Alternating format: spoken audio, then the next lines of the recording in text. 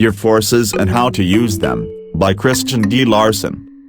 Published in 1912. This audiobook is brought to you by the Project Wisdom. Chapter 2. How we govern the forces we possess.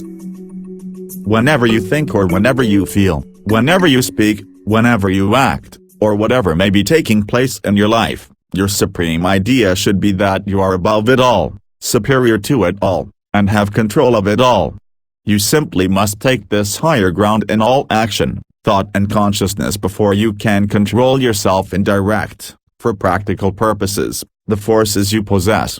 Therefore, what has been said in connection with the I am, the soul and the individuality as being one, and as standing at the apex of human existence, is just as important as anything that may be said hereafter in connection with the application of the forces in man to practical action. And though this phase of the subject may appear to be somewhat abstract, we shall find no difficulty in understanding it more fully as we apply the ideas evolved.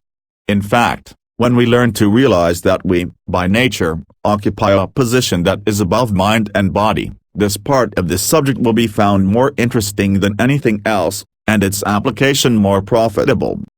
We can define individuality more fully by stating that it is the invisible man and that everything in man that is invisible belongs to his individuality. It is the individuality that initiates, that controls or directs. Therefore, to control and use a force in your own system, you must understand and develop individuality. Your individuality must be made distinct, determined and positive. You must constantly know what you are and what you want, and you must constantly be determined to secure what you want. It is individuality that makes you different from all other organized entities, and it is a highly developed individuality that gives you the power to stand out distinct above the mass, and it is the degree of individuality that you possess that determines largely what position you are to occupy in the world.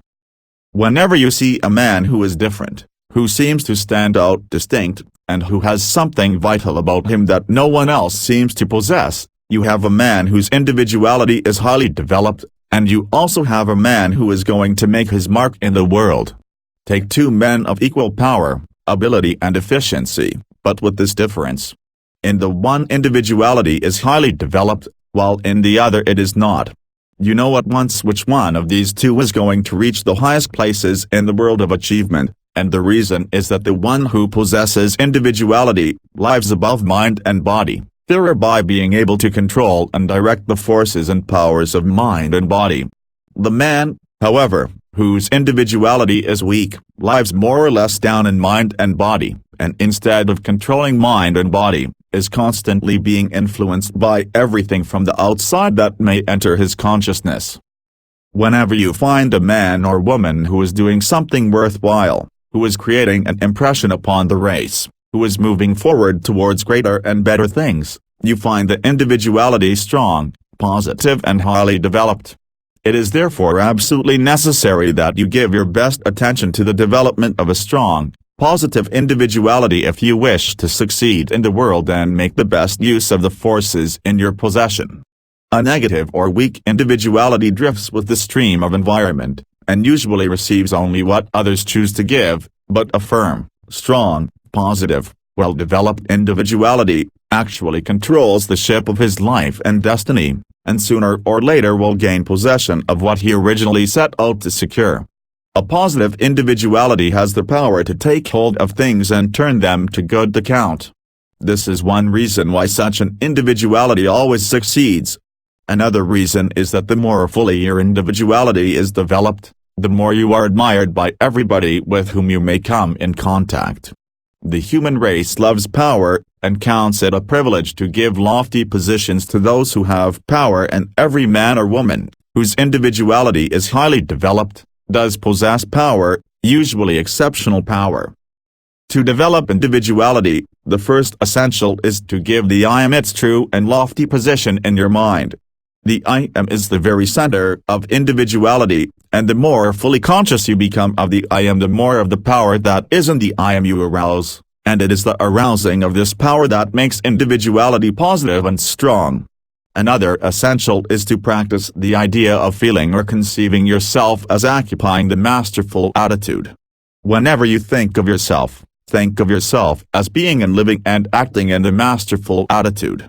Then in addition, make every desire positive, make every feeling positive, make every thought positive, and make every action of mind positive.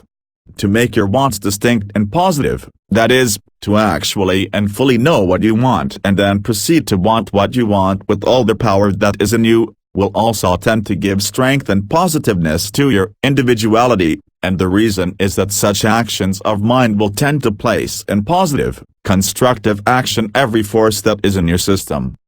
A most valuable method is to picture in your mind your own best idea of what a strong, well-developed individuality would necessarily be, and then think of yourself as becoming more and more like that picture. In this connection, it is well to remember that we gradually grow into the likeness of that which we think of the most. Therefore, if you have a very clear idea of a highly developed individuality, and think a great deal of that individuality with a strong, positive desire to develop such an individuality, you will gradually and surely move towards that lofty ideal.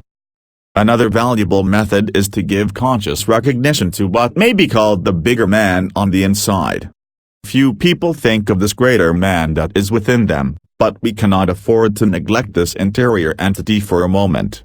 This greater or larger man is not something that is separate and distinct from ourselves. It is simply the sum total of the greater powers and possibilities that are within us. We should recognize these, think of them a great deal, and desire with all the power of heart or in mind and soul to arouse and express more and more of these inner powers. Thus we shall find that the interior man, our real individuality, will become stronger and more active, and our power to apply our greater possibilities will increase accordingly. The value of individuality is so great that it cannot possibly be overestimated. Every known method that will develop individuality, therefore, should be applied faithfully, thoroughly and constantly. In fact, no one other thing we can do will bring greater returns. The personality is the visible man. Everything that is visible in the human entity belongs to the personality, but it is more than the body.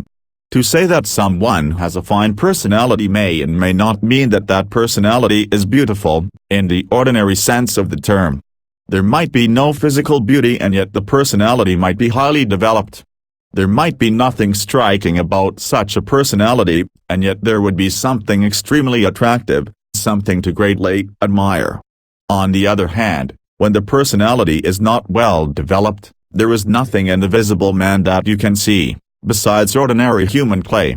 Everything existing in such a personality is crude and even gross, but there is no excuse for any personality being crude, unrefined or undeveloped.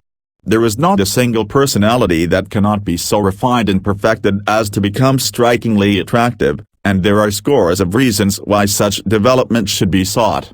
The most important reason is that all the forces of man act through the personality, and the finer the personality, the more easily can we direct and express the forces we possess.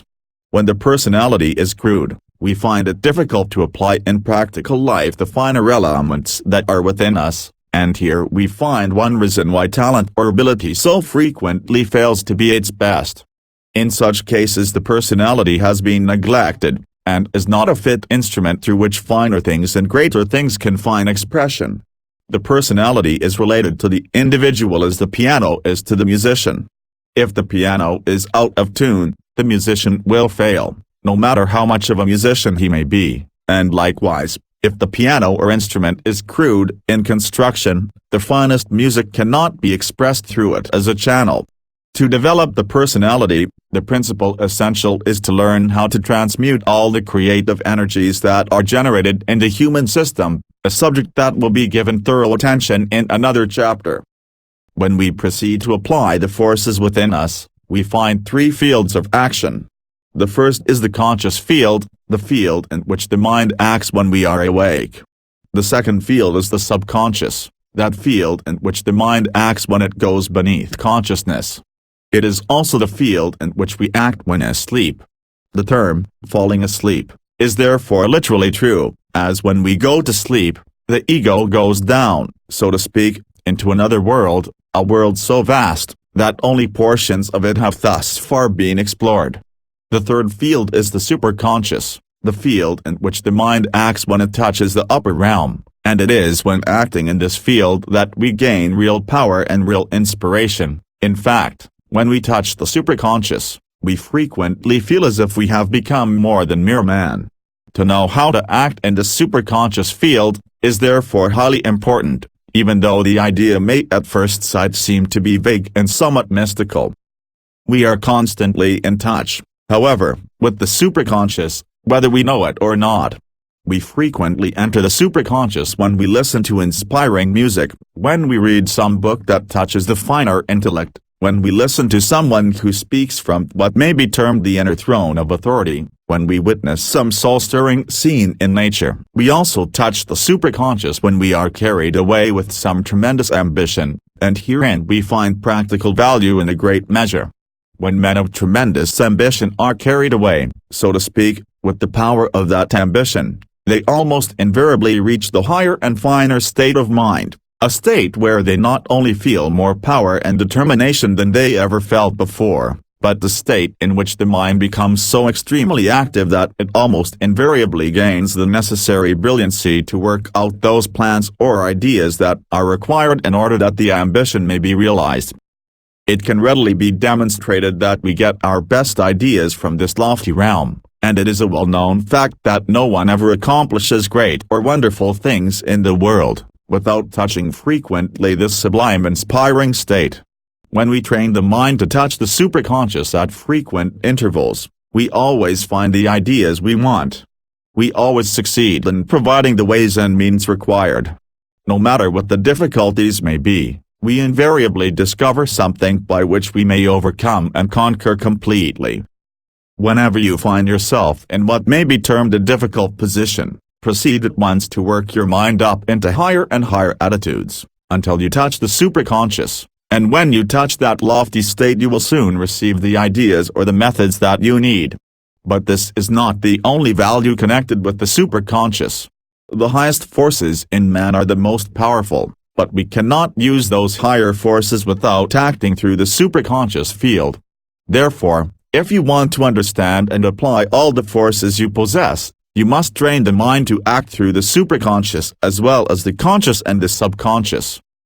However, we must not permit ourselves to live exclusively in this lofty state, though it is the source of the higher forces in man, those forces that are indispensable to the doing of great and important things. Nevertheless, those forces cannot be applied unless they are brought down to earth, so to speak, and united with practical action. He who lives exclusively in the superconscious will dream wonderful dreams, but if he does not unite the forces of the superconscious with practical action, he will do nothing else but dream dreams, and those dreams will not come true.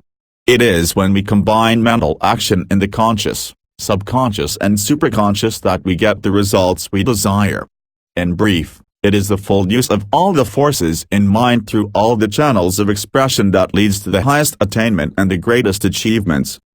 When we proceed with the practical application of any particular force, we shall not find it necessary to cause that force to act through what may be termed the psychological field, and the reason is that the psychological field in man is the real field of action. It is the field through which the undercurrents flow, and we all understand that it is these undercurrents that determine, not only the direction of action, but the results that follow action. This idea is well illustrated in the following lines. Straws upon the surface flow. He who would seek for pearls must dive below. The term below as applied to the life and consciousness of man, is synonymous with the psychological field, or the field of the undercurrents. Ordinary minds skim over the surface. Great minds invariably sound these deeper depths, and act in and through the psychological field. Their minds dive below into the rich vastness of what may be termed the gold mines of the mind, and the diamond fields of the soul. When we enter the psychological field of any force, which simply means the inner and finer field of action of that force, we act through the undercurrents, and thereby proceed to control those currents. It is in the field of the undercurrents that we find both the origin and the action of cause, whether physical or mental. It is these currents, when acted upon intelligently, that remove what we do not want and produce those changes that we do want. They invariably produce effects, both physical and mental, according to the action that we give to them, and all those things that pertain to the personality will respond only to the actions of those currents. That is, you cannot produce any effect in any part of the mind or body unless you first direct the undercurrents of the system to produce those effects. To act through the undercurrents therefore is absolutely necessary, no matter what we may wish to do, or what forces we may wish to control, direct or apply, and we act upon those undercurrents only when we enter the psychological field. In like manner, we can turn to good account all things in practical everyday life only when we understand the psychology of those things. The reason is, that when we understand the psychology of anything, we understand the power that is back of that particular thing, and that controls it and gives it definite action. In consequence, when we understand the psychology of anything in our own field of action or in our own environment, we will know how to deal with it so as to secure whatever results that particular thing has the power to produce. But this law is especially important in dealing with forces within ourselves, whether those forces act through the mind or through any one of the faculties, through the personality or through the conscious, subconscious or superconscious fields.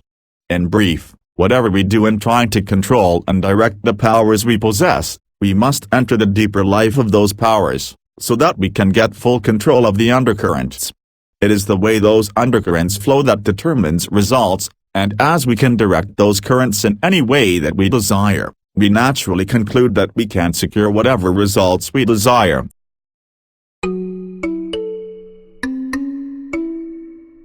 Man lived to move forward.